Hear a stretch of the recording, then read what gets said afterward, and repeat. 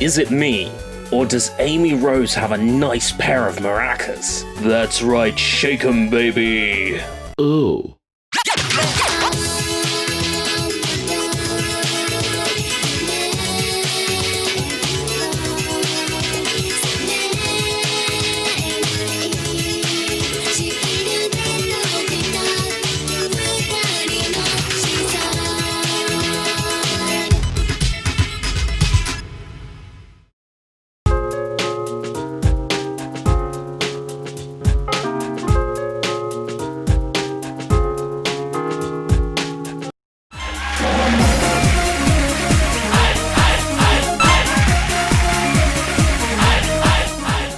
Hola, mis amigos. Bienvenido a Sushi Bites. Senpai is here to bring you siesta in the sheets and fiesta in the streets. It's time for a non-stop thrill ride through the colorful world of Samba de Amigo.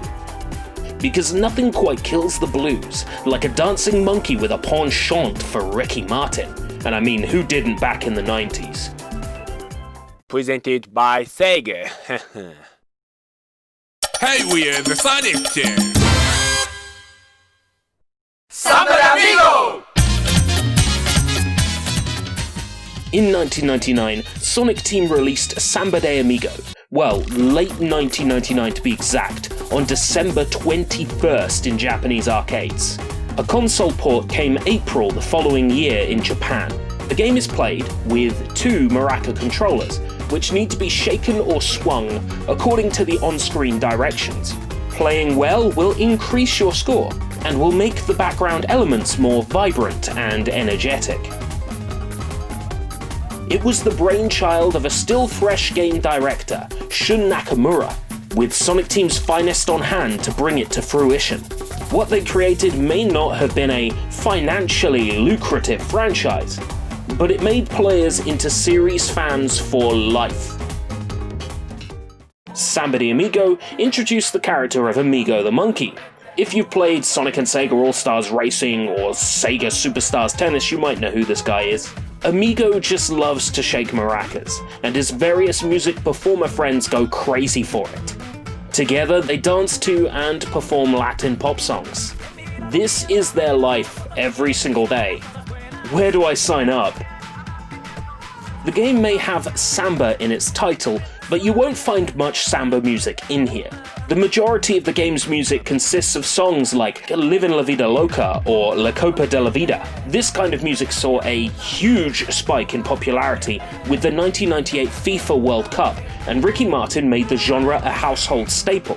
Sega took one look at the numbers and jumped on the music's popularity for Samba de Amigo. A move that should have paid off, but unfortunately, the franchise was never a top seller. Why? Barely any copies were produced. That's why. English-speaking territories got the game in late 2000 for the Dreamcast. In the USA, it did not come pre-packaged with maraca controllers. These had to be purchased separately. According to Edge magazine issue 89, roughly 30,000 copies of Samba de Amigo were released in the United States, and only 10,000 sets of maracas. One set of maracas for every 3 games. What were they thinking? But the UK market got it worse. According to issue 18 of DC UK magazine, Samba de Amigo did come packaged with maracas in the UK. Great! But the game could only be purchased from Electronics Boutique. The bundle cost a whopping £100, £170 in today's money, and there were only 3,000 of them made. 3,000! Look, did Sega want to release the game or not? Like, did they care? I'd say regarding the game, they certainly cared. The Dreamcast version of Samba de Amigo was packed with content, such as a love tester mode, challenges, and minigames to round off the package. You could also, in a pre-DLC era, unlock songs on the game disc by downloading a special VMU save. If you wanted to play this version today, and can manage to find the game out in the wild, you'd probably be stuck using the Dreamcast controller mode. With so few maracas to begin with, Who knows how few there are floating around now? A decade ago, it was fairly easy to find third-party controllers, but they're no longer in production due to a lack of interest. The pre-owned third-party maracas also sell for a premium. It's nuts. I recently ordered some maracas to go with my USA copy of Samba de Amigo, but until they arrive, I'm stuck playing it on a controller. Samba de Amigo got released pretty much everywhere, but there was one version that did not. The 2000 version, which provides an extended selection of content, such as new modes, new songs, and characters. This version was released in Japan, and only a small amount of copies were ever made, so expect to pay through your teeth for a pre-owned copy. I played this version extensively when I was younger.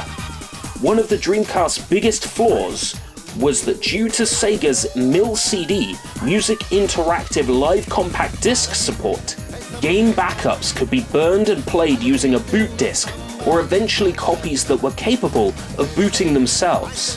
As a young teenager of around 13 or 14, I dabbled with this feature and opened up the Dreamcast library exponentially. Many blame the death of the console on piracy, and I can see that. But it's also very much responsible for the console's intense fanbase and cult following even to this day. My first experience with Samba de Amigo was burning this 2000 version onto some poor quality CDRs purchased from Netto.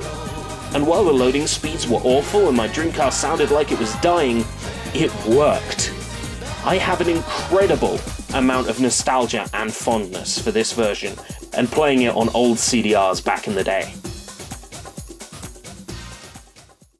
Oh, side note, these days you don't need to deal with CDR backups. Installed into my Dreamcast is the GDEMU, which replaces the Dreamcast disk drive with an SD card interface. Highly recommended, by the way. For that tactile, old-school feel of playing it on hardware, you gotta go GDEMU, man. Samba de Amigo is what you would call a feature-complete port. Some of the minigames from the original release are missing, but that space is taken up by a further 14 new songs. That's 28 songs as standard, and a further 15 accessible by VMU Save Download. I used the VMU Backup Tools CD to unlock them, a disc I recommend every Dreamcast player has a copy of, or just stick the disc image on your SD card like I have. The new Hustle mode changes up the method of play by featuring more pose-based controls, waggling the maracas back and forth instead of simply shaking them in time. This is my personal playstyle of choice. I just find it infinitely more fun, and I would imagine it's more active and gets you moving more when you're playing with the maracas. Combined with a selection of more contemporary hits, like Cheyenne's Salome, or new bonus songs like Hideki Naganuma's Let Mom Sleep, Samba de Amigo 2000 has more of everything that matters. Also new to the game is Amigo's sister, a tambourine-playing monkey named Amiga, who appears in some of the stages. She's created a whole fan base of her own. Who'd have thought so many people want to fuck a monkey? A 2001 version was intended to release in North America, but due to the Dreamcast's slow and very pronounced death, and the poor franchise sales, the release was canned. It's hard to have good franchise sales when the Western world gets only a handful of copies and even less maracas. It didn't appear at E3 2001 and was missing from all of Sega's press material. The spring release date passed by and the game faded away. With the Dreamcast failing to maintain steam in the face of the PS2, the 2001 version was ultimately canned along with the console. Players would finally get their hands on a remastered Samba de Amigo for Wii in 2008. This version of Samba de Amigo was retooled from the original Dreamcast versions by Gearbox Software. Yeah, that Gearbox Software. Their last great game, I would say, just before Borderlands changed them into the Goliath they are today. Gearbox worked in various aspects and elements from the 2000 version, including the highly enjoyable Hustle mode, many of the songs from the 2000 version, including Salome, and finally brought Amigo's sister Amiga to the Western world, so that there could be even more fans that want to fuck. Back when the Wii Shop channel still existed, players could purchase 3 song packs to increase the game's song selection to a total 53 jammin' songs to pick from.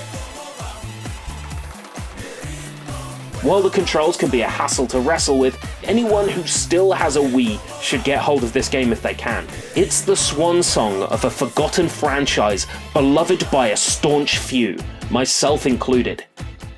A new Samba de Amigo with Luis Fonsi's Despacito would be a surefire seller, if Sega are willing to give Amigo another chance on modern systems.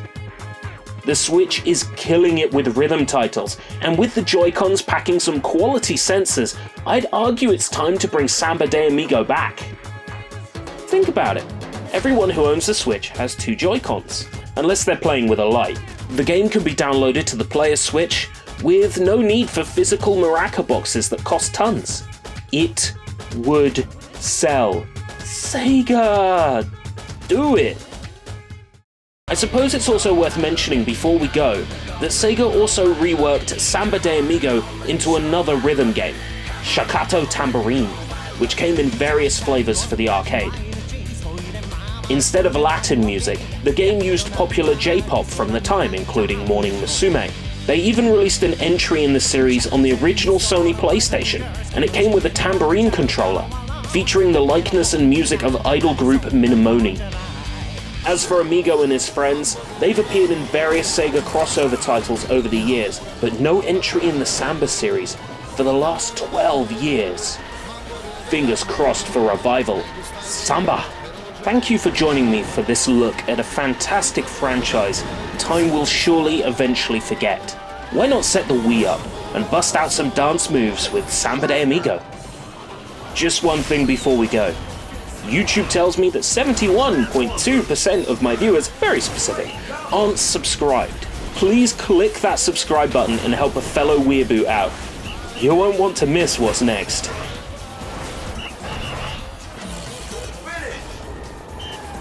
This has been Sushi Bites. Thanks for watching.